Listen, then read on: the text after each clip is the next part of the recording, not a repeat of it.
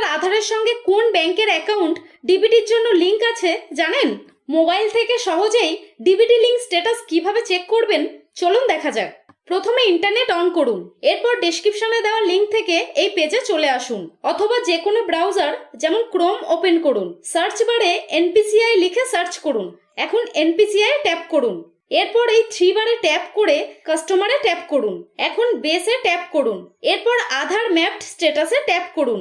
এখানে নিজের আধার নম্বর দিন, তারপর এই ক্যাপচাটি এখানে দিয়ে দিন। ক্যাপচা বুঝতে না পারলে রিফ্রেশ করে নিন।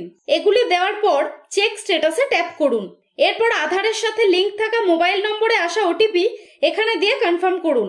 যদি এরকম মেসেজ অর্থাৎ Aadhaar number is not seeded in NPCI mapper show করে, তাহলে বুঝবেন আপনার আধারের সঙ্গে কোনো ব্যাংক অ্যাকাউন্ট ডিবিটির জন্য লিংক নেই। আর যদি এরকম স্ট্যাটাস অর্থাৎ যেখানে আপনার আধার নম্বর, ব্যাংকের নাম ও mapping status enabled for DBT show করে, তাহলে বুঝবেন এই ব্যাংকটি আপনার আধারের সঙ্গে ডিবিটির জন্য লিংক আছে। আজ এই পর্যন্ত। এরকম দরকারি ভিডিও পেতে চ্যানেলটি সাবস্ক্রাইব করুন।